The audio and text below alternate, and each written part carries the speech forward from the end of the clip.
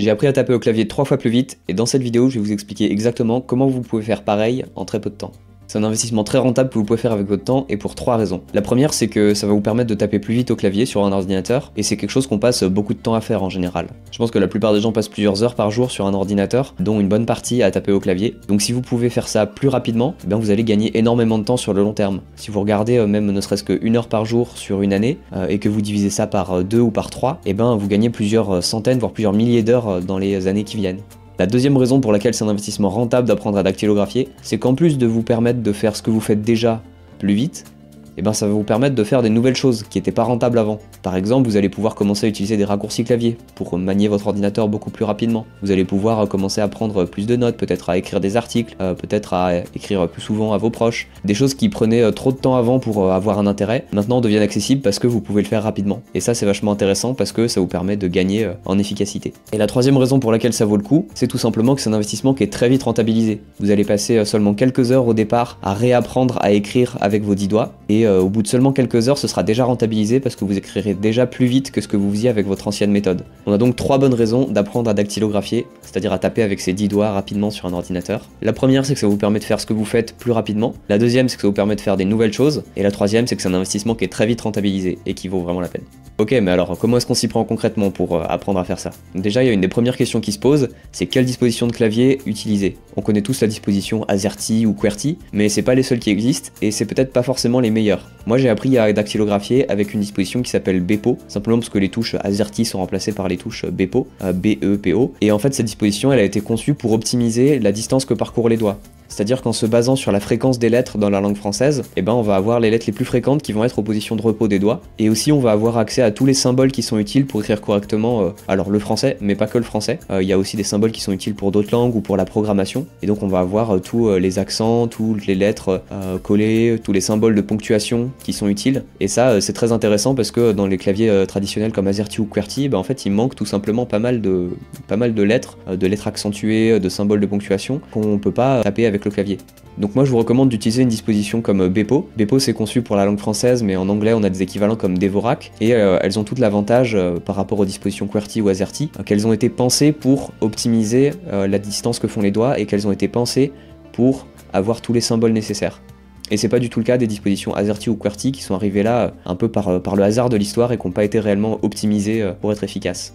Un des autres avantages aussi d'avoir une disposition de clavier qui est optimisée, c'est que ça va réduire votre fatigue en tapant au clavier, et ça réduit aussi beaucoup les risques de troubles musculo-squelettiques, qui sont des problèmes de santé qu'on peut avoir quand on passe vraiment beaucoup de temps à taper devant un ordinateur, et qui touchent un peu les ligaments, les tendons et les muscles, donc ça peut aussi avoir des bénéfices pour votre santé, en plus de votre productivité.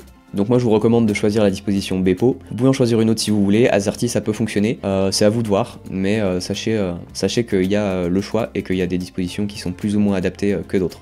Ok, mais maintenant qu'on a la bonne disposition de clavier, comment est-ce qu'on s'y prend concrètement pour apprendre à s'en servir avec les 10 doigts et à taper rapidement? Et bien pour faire ça, il y a 3 règles d'or. La première, c'est de jamais regarder le clavier. Ça peut peut-être paraître bizarre, mais en fait c'est assez logique puisque ce qu'on veut, c'est que les doigts se souviennent automatiquement de la position des lettres et que ce soit les muscles des doigts qui sachent exactement quel mouvement faire pour aller chercher quelle lettre. Donc on veut surtout pas que notre cerveau associe des positions visuelles.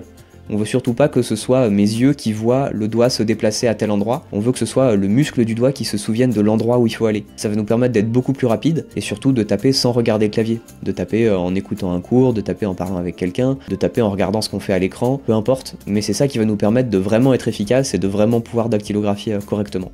Donc même si c'est très tentant au début, empêchez-vous de regarder le clavier et regardez éventuellement, vous pouvez mettre en fond d'écran sur votre ordinateur la disposition du clavier et vous regardez la photo quand vous voulez vous souvenir de où est telle lettre, mais ne regardez pas le clavier lui-même parce que sinon vous allez associer la position des lettres à la position de vos doigts et on veut vraiment que ce soit les muscles qui s'en souviennent et pas les yeux.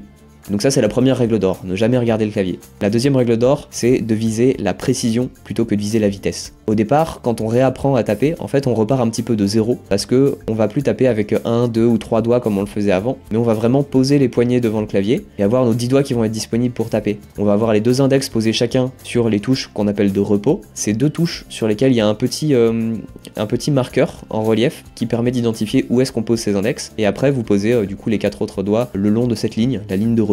Et une fois que vous avez fait ça, et bien vous allez petit à petit apprendre à vos doigts quel doigt doit s'occuper de quelle lettre et où est-ce qu'elle est. Donc au début ça va être très lent, vous allez pouvoir taper sur une lettre toutes les quelques secondes, parce que à chaque fois que vous vous disiez consciemment ok cette lettre là où est-ce qu'elle est, quel doigt doit s'activer pour aller la chercher, et vous y allez. Donc au début ça va être très long et très laborieux, mais en réalité cette phase là elle est très courte. Au bout de quelques dizaines de minutes de pratique, vos doigts commencent à se souvenir déjà un petit peu d'où c'est, et ça va commencer à s'améliorer et à se fluidifier. Mais l'essentiel c'est de surtout pas mettre la priorité sur la vitesse, parce que si vous faites ça, vos doigts vont commencer à faire des erreurs, et donc vous allez apprendre des erreurs plutôt qu'apprendre la bonne position des touches. Donc vous voulez vraiment vous focaliser sur la précision, sur faire en sorte qu'à chaque fois vous alliez au bon endroit et que vous fassiez pas d'erreur, pour que vos doigts apprennent la bonne position des lettres, et que ensuite, une fois qu'ils l'ont intériorisé, et ben ça puisse s'accélérer petit à petit. Et ça va se faire naturellement. Donc vraiment, visez la précision plutôt que de viser la vitesse, et la vitesse elle viendra d'elle-même si vous avez la précision. Donc ça c'était la deuxième règle d'or. Et la troisième, c'est de pratiquer un petit peu tous les jours. C'est comme toute habitude ou c'est comme toute chose qu'on veut apprendre, ça marche beaucoup mieux d'en faire un petit peu chaque jour que d'en faire des gros blocs ininterrompus une fois de temps en temps.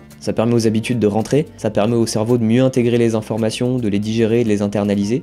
Donc moi ce que je vous recommande c'est de trouver 3 minutes de temps mort chaque jour et de vous mettre sur un des logiciels que je vais vous recommander juste après et du coup de pratiquer votre dactylographie. On a toujours quelques minutes de temps mort quelque part dans une journée. Alors plutôt que de les jeter à la poubelle en ouvrant Instagram ou TikTok, et ben pensez à prendre votre clavier et à les utiliser de façon intelligente pour apprendre une nouvelle chose qui va vous servir. Moi, une petite astuce qui m'aide quand je veux créer une nouvelle habitude, c'est de me faire un petit calendrier sur lequel je vais cocher chacune des journées où j'ai bien mis en place cette habitude. Et mon but, ça va être d'avoir une série ininterrompue de cases cochées le plus longtemps possible. Des fois, je m'autorise à louper un jour, mais l'idée, c'est vraiment de jamais en louper plus de 2 d'affilée, parce que bon, ça arrive des fois de louper une fois, d'avoir un empêchement ou quelque chose, ou d'oublier. Mais par contre, si on commence à louper 2 fois, ça veut dire que là, on commence à sortir de l'habitude, et donc c'est pas un bon signe. Donc l'idée, c'est vraiment d'avoir cette petite marge de tolérance, mais de vraiment se motiver à faire chaque jour un petit peu, même si c'est que quelques minutes. C'est comme ça qu'on va apprendre, c'est comme ça qu'on va progresser.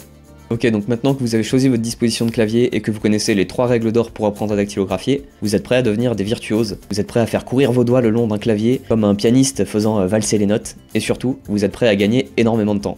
Pour vous y mettre, c'est très simple. Premièrement, vous activez la disposition de clavier que vous avez choisie dans votre système d'exploitation. Il n'y a pas du tout besoin d'avoir un clavier spécifique, vous pouvez juste reconfigurer la disposition des touches de façon logicielle. Donc vous allez dans les paramètres de votre système d'exploitation, dans la section clavier ou entrée, configuration du clavier, et vous choisissez par exemple la disposition Bepo. Vous pouvez voir sur le site de Bepo ou le site de la disposition que vous avez choisi pour avoir les instructions d'installation spécifiques en fonction de votre système d'exploitation. Je vous mettrai un lien dans la description. Une fois que vous avez configuré ça, il vous reste plus qu'à trouver 3 minutes chaque jour pour mettre en pratique et pour avancer petit à petit, et en quelques semaines, vous arriverez à un niveau assez bon pour pouvoir remplacer complètement votre ancienne méthode, et là vous pourrez commencer à dactylographier en permanence et à vous améliorer encore plus vite. Mais comment vous faites ça concrètement? Il y a plusieurs sites que je recommande. Pour Bepo, un des premiers c'est Bepo Dactyle, qui va vous permettre d'apprendre chacune des lettres une par une au début, puis après de les combiner et d'écrire des mots puis des phrases complètes. Donc c'est un très bon entraînement, et il y a plein d'autres logiciels qui existent évidemment, et encore une fois je vais vous mettre un lien dans la description. Vous avez aussi la page du wiki du site de Bepo, qui a une page entière sur comment apprendre à dactylographier, avec certains des conseils que je vous ai déjà donnés, comme le fait de jamais regarder le clavier, ou le fait de privilégier la précision plutôt que la vitesse. Mais vous trouverez aussi d'autres conseils, d'autres ressources sur cette page, donc je vous invite à aller jeter un œil. Avec ça, vous avez tout ce qu'il faut, vous n'avez plus qu'à vous souvenir des 3 règles d'or, et en investissant quelques minutes chaque jour, vous allez pouvoir gagner des centaines, voire des milliers d'heures tout au long des prochaines années. Alors activez Bepo maintenant, allez voir la page apprendre du wiki, et faites votre première leçon de Bepo Dactyle juste après cette vidéo. Si cette vidéo vous a plu, vous pouvez en voir d'autres comme ça en cliquant juste ici pour voir la dernière vidéo que j'ai faite. Pensez à vous abonner pour ne rien rater, et à bientôt!